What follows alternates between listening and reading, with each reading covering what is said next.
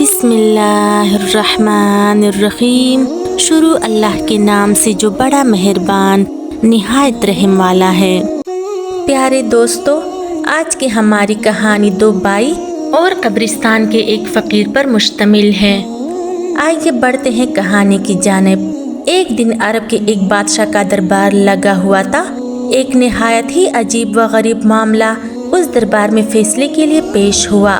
دربار میں ایک طرف ایک اندھا فقیر کھڑا تھا جو یہ کہہ رہا تھا کہ بادشاہ کے سامنے پڑے 100 دینار کی تھیلی اس فقیر کی ہے جو اس نے بھیک مانگتے مانگتے جمع کی ہے، جبکہ دوسری طرف ایران سے آئے ہوئے دو بھائی تھے جو کہہ رہے تھے کہ یہ 100 دینار انہوں نے دن رات سخت محنت کر کے اور ایمانداری سے گوشت بیچ کر کمائے ہیں۔ وہ بادشاہ بہت ہی دانا اور عقل مند تھا۔ فیصلہ سنانے سے پہلے اس نے دونوں فریقین سے اس معاملے کے متعلق مکمل تفصیل دریافت کی۔ سب سے پہلے فقیر نے اپنا بیان دینا شروع کیا۔ وہ کہنے لگا، بادشاہ سلامت، میں آنکھوں سے اندھا فقیر بھلا کیسے دو بھلے انسانوں کو دھوکہ دے سکتا ہوں؟ یہ دونوں تو مجھے لوٹنے چلے تھے۔ یہ دونوں تو میرے دیناروں کو اپنی ملکیت کہہ رہے ہیں۔ خدا جل جلالہ کے لیے بادشاہ سلامت، مجھے ان دونوں کی شر سے بچا لیجئے۔ فقیر کی بات سن کر ان دونوں بھائیوں میں سے ایک کہنے لگا، نہیں بادشاہ سلامت، ایسا ہرگز نہیں ہے۔ یہ فقیر سراسر جھوٹ بول رہا ہے۔ یہ اپنی معذوری کا ناجائز فائدہ اٹھا رہا ہے۔ ہم دونوں بھائی بھی بالکل اسی طرح اس کے دھوکے میں آ گئے۔ یہ دینار ہم دونوں کے ہیں اور ہم یہ دینار اپنے ساتھ شہر لے جا رہے تھے۔ اور پھر اس نے اپنا سارا واقعہ بیان کرنا شروع کر دیا۔ وہ کہنے لگا، بادشاہ سلامت، ہم دونوں بھائی ایران کے شہر میں رہتے ہیں۔ ہم دونوں بھائیوں میں بڑا ہی اتفاق اور پیار و محبت ہے۔ ہم دونوں ہر کام مل جل کر کرتے ہیں، لیکن ہمارے حالات دن بدن خراب ہوتے جا رہے تھے۔ ہم دونوں کا کپڑے کا ایک اچھا خاصا کاروبار تھا جو دیکھتے ہی دیکھتے برباد ہوتا گیا، اور آخر کار نوبت یہاں تک پہنچ گئی کہ ہمیں وہ کاروبار ختم کرنا پڑا۔ پھر ہم دونوں بھائی اپنا گزر بسر کرنے کے لیے اینٹیں پتھر توڑنے پر مجبور ہو گئے۔ دن بھر ہم جو کچھ کما لیتے اس سے بمشکل ہی ہمارا گزارا ہوتا۔ بس اسی طرح زندگی گزارتے گزارتے 6 ماہ ہو گئے، اور اب ہمارے اور ہمارے خاندان والوں کے صبر کا پیمانہ لبریز ہو گیا تھا۔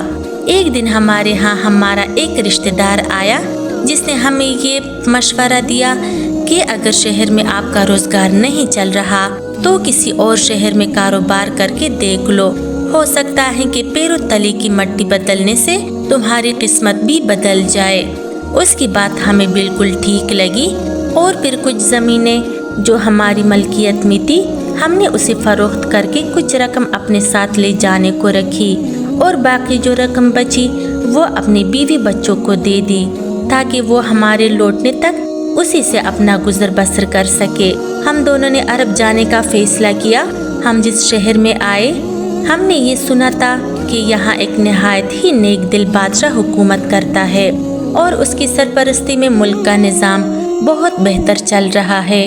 ہم دونوں بھائیوں نے مل جل کر اس شہر میں قصاب کا کام شروع کر دیا اور گوشت بیچنے لگے۔ خدا جل جلالہ نے ہمارے کاروبار میں بہت برکت ڈالی، اور پھر چند ہی دنوں میں ہمارے حالات بہت بہتر ہو گئے۔ ہم دونوں بھائیوں نے سخت محنت کی اور اپنے دن رات کی محنت کو جمع کرنے لگے۔ ہم دونوں کو اچھا کماتے ہوئے بہت لمبا عرصہ ہو گیا تھا، لہٰذا ہم نے سوچا کہ کیوں نہ گھر چلے اور اپنے گھر والوں کو اپنی جمع پونجی سونپ کر آئے اور ان سے ملاقات بھی ہو جائے گی۔ بس یہی سوچ کر ہم نے اپنے سفر کا سامان باندھا، اور 100 دینار جو ہم نے گوشت فروخت کر کے جمع کیے تھے ایک تھیلی میں ڈال کر اپنے سفر پر روانہ ہو گئے۔ ہم اپنے سفر پر روانہ تھے کہ شہر کے بیچ ایک وسیع قبرستان کے پاس سے ہمارا گزر ہوا۔ ہم وہاں سواری کے انتظار میں کھڑے ہو گئے، اور پھر ہم نے وہاں ایک فقیر کی آواز سنی۔ یہ فقیر بہت ہی عجیب و غریب صدا لگا رہا تھا۔ کہہ رہا تھا، ہے کوئی جو اس غریب کی مدد کرے؟ ہے کوئی جو اس اندھے فقیر کو ایک سکہ ہی دے دے؟ میں بس اپنے ہاتھ پر ایک سکہ رکھ کر دیکھنا چاہتا ہوں۔ ہائے میری قسمت، میں جب تندرست تھا تو वो पैसों की कैसे रेल पेलती। और फिर मैं अंधा हो गया। हाय मेरी ये फूटी किस्मत, कैसे मैं भीख मांगने पर मजबूर हो गया हूँ।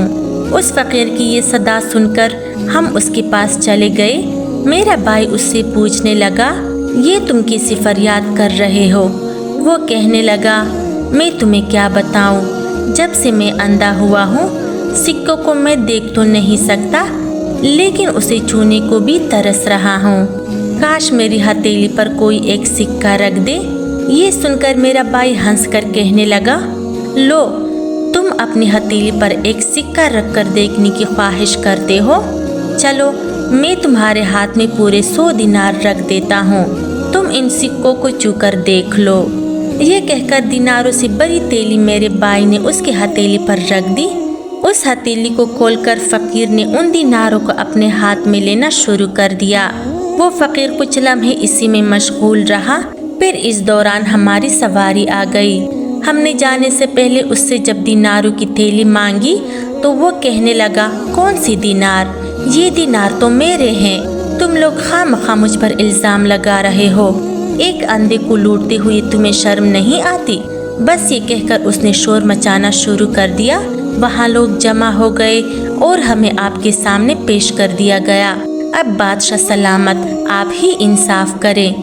ये दिनार हमारी सख्त मेहनत का पल और हमारे खानदान वालों की वाहिद उम्मीद है। उनकी बात सुनकर बादशाह कुछ देर के लिए खामोश रहा।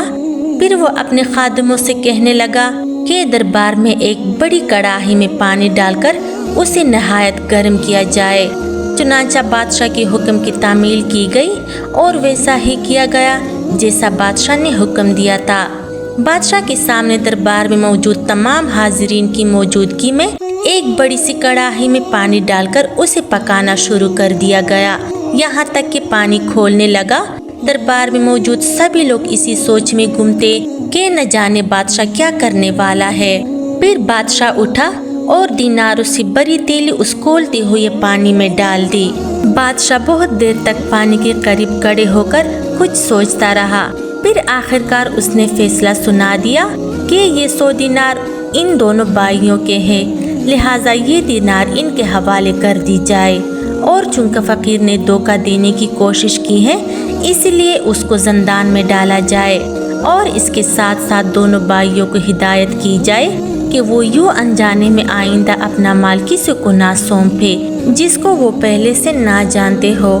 ये फैसला सुनने के बाद तमाम हाजिरीन हैरान हो गए।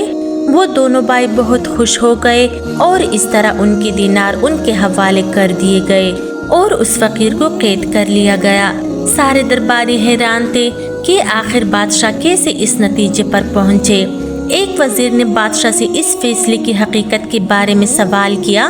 बादशाह कहने लगा, मैंने जब दिनार खोलते पानी में डाले, क्योंकि इन दोनों भाइयों की बकुल ये कसाब का काम करते हैं, तो ये वही सिक्के होंगे जो इनके गाहक ने इनको गोश्त खरीदने के बदले दिए होंगे और ये इसी तरह लेकर इन्हें रख लेते होंगे। लिहाजा जब मैंने सिक्के खोलते हुए पानी में डाले तो कुछ ही देर बाद पानी के ऊपर वाली सतह पर मुझे चिकनाई नजर आई, जो कि सिक्कों पर गोश्त लगने वाले हाथों से लगी हुई थी। और फिर वो चिकनाई गर्म होने से पिघलकर ऊपर आ गई।